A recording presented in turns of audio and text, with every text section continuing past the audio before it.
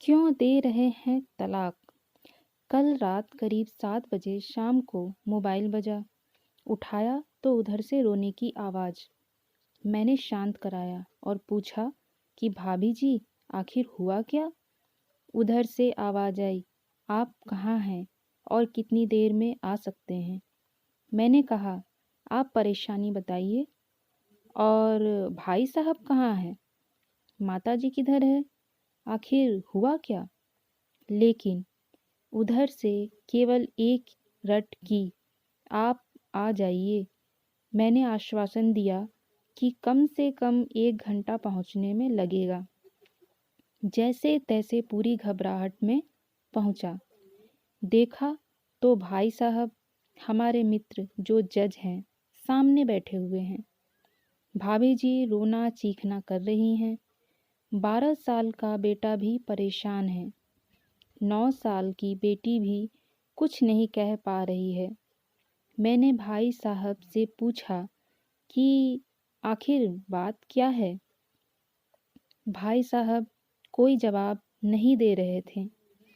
फिर भाभी जी ने कहा, ये देखिए तलाक के पेपर, ये कोर्ट से तैयार करा के लाए हैं। मुझे तलाक देना चाहते हैं। मैंने पूछा, ये कैसे हो सकता है? इतनी अच्छी फैमिली है, 2 बच्चे हैं, सब कुछ सेटल्ड है। प्रथम दृष्टि में मुझे लगा ये मजाक है, लेकिन मैंने बच्चों से पूछा, दादी किधर है? बच्चों ने बताया, पापा ने उन्हें 3 दिन पहले नोएडा के वृद्धाश्रम में शिफ्ट कर दिया है।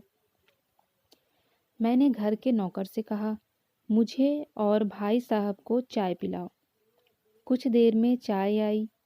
भाई साहब को बहुत कोशिशें की चाय पिलाने की, लेकिन उन्होंने नहीं पी और कुछ ही देर में वो एक मासूम बच्चे की तरह फूट फूट कर रोने लगे। बोले, मैंने 3 दिन से कुछ भी नहीं खाया है। मैं अपनी 61 साल की माँ को कुछ लोगों के हवाले करके आया हूँ।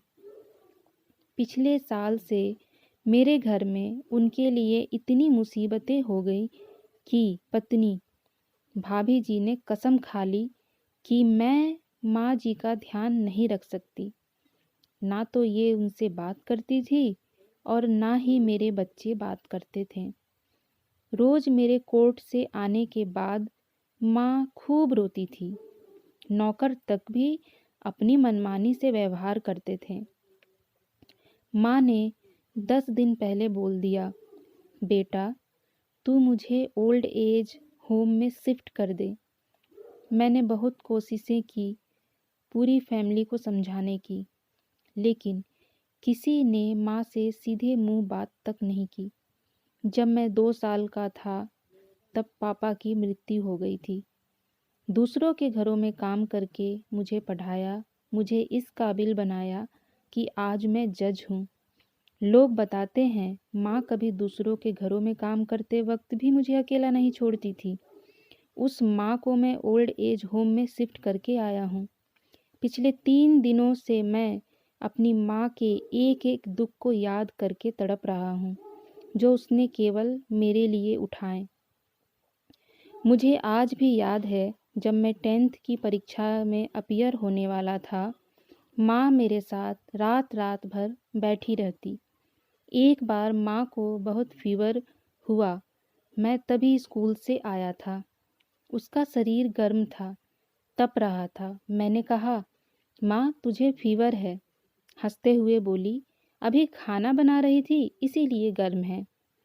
लोगों से उधार मांगकर मुझे दिल्ली विश्वविद्यालय से LLB तक पढ़ाया। मुझे ट्यूशन तक नहीं पढ़ाने देती थी कि कहीं मेरा टाइम खराब ना हो जाए।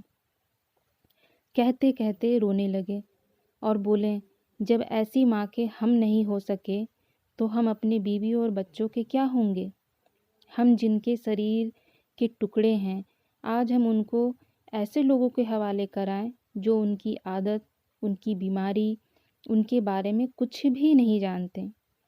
जब मैं ऐसी माँ के लिए कुछ नहीं कर सकता तो मैं किसी और के लिए भला क्या कर सकता हूँ?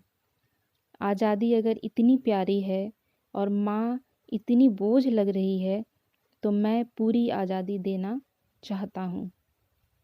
जब मैं बिना बाप के पल गया तो ये बच्चे भी पल जाएंगे, इसलिए मैं तलाक देना चाहता हूँ। सारी प्रॉपर्टी इन लोगों के हवाले करके उस ओल्ड एज होम में रहूँगा। कम से कम मैं माँ के साथ तो रह सकता हूँ। और अगर इतना सब कुछ करके माँ आश्रम में रहने के लिए मजबूर है तो एक दिन मुझे भी आखिर जाना ही पड़ेगा। माँ के साथ रहते रहते आदत भी हो जाएगी, माँ की तरह तकलीफ तो नहीं होगी। जितना बोलते उससे भी ज़्यादा रो रहे थे।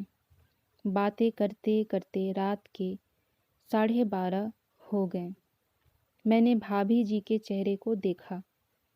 उनके भाव भी प्रायश्चित और ग्लानि से भरे हुए थे। मैंने ड्राइवर से कहा, अभी हम लोग नोएडा जाएंगे। भाभी जी और बच्चे, हम सारे लोग नोएडा पहुँचे। बहुत ज़्यादा रिक्वेस्ट करने पर गेट खुला। भाई साहब ने उस गेट कीपर के पैर पकड़ लिए। बोले, मेरी माँ है, मैं उसको लेने आया हूँ। चौकीदार ने कहा, क्या करते हो साहब? भाई साहब ने कहा, मैं जज हूँ। उस चौकीदार ने कहा, जहाँ सारे सबूत सामने हैं तब तो आप अपनी माँ के साथ न्याय नहीं कर पाए। औरों के साथ क्या न्याय करते होंगे साहब? इतना कहकर हम लोगों को वहीं रोककर वह अंदर चला गया। अंदर से एक महिला आई जो वार्डन थी। उसने बड़े कतार शब्दों में कहा, 2 बजे रात को आप लोग ले जाके कहीं मार दें तो मैं अपने ईश्वर को क्या जवाब दूंगी? मैंने सिस्टर से कहा, आप विश्वास करिए, ये लोग बहुत बड़े पश्चाताप में जी रहे हैं। अंत में किसी तरह उनके कमरे में ले गई। कमरे में जो दृश्य था उसको कहने की स्थिति में मैं नहीं हूँ। केवल एक फ़ोटो जिसमें पूरी फैमिली है और वो भी माँ जी के बगल में, जैसे किसी बच्चे को सुला रखा है। मुझे देखी तो उनको लगा कि बात न खुल जाए, लेकिन जब मैंने कहा हम लोग आपको लेने आए हैं तो पूरी फैमिली एक दूसरे को पकड़कर रोने लगी। आसपास के कमरे में और भी बुजुर्ग थे। सब लोग जागकर बाहर तक ही आ गए। उनकी आंखें भी नम थी। कुछ समय के बाद चलने की तैयारी हुई। पूरे आश्रम के लोग बाहर तक आए। किसी तरह हम लोग आश्रम के लोगों को छोड़ पाएं। सब लोग इस आशा से देख रहे थे कि शायद उनको भी कोई लेने आए। रास्ते भर बच्चे और भाभी जी तो शांत रहें, लेकिन भाई साहब और माता जी एक दूसरे की भावनाओं को अपने पुराने रिश्ते पर बिठा रहे थे। घर आते आते करीब 3:45 हो गया। भाभी जी भी अपनी खुशी की चाबी कहाँ है ये समझ गई थी। मैं भी चल दिया, लेकिन रास्ते भर वो सारी बातें और दृश्य घूमते रहे। माँ केवल माँ है, उसको मरने से पहले ना मारे। माँ हमारी ताकत है, उसे बेसहारा ना होने दे। अगर वह कमज़ोर हो गई हो तो हमारी संस्कृति की रीढ़ कमज़ोर हो जाएगी। बिना रीढ़ का समाज कैसा होता है, किसी से छुपा नहीं। अगर आपके परिचित परिवार में ऐसी कोई समस्या हो तो उसको ये ज़रूर पढ़ाएं, बात को प्रभावी ढंग से समझाएं। कुछ भी करें, लेकिन हमारी जन्नी को बेसहारा बेघर ना होने दें। अगर माँ की आंखों से आंसू गिर गए तो ये कर्ज कई जन्मों तक रहेगा। यकीन मानना, सब होगा तुम्हारे पास पर सुकून नहीं होगा। सुकून सिर्फ माँ के आंचल में होता है।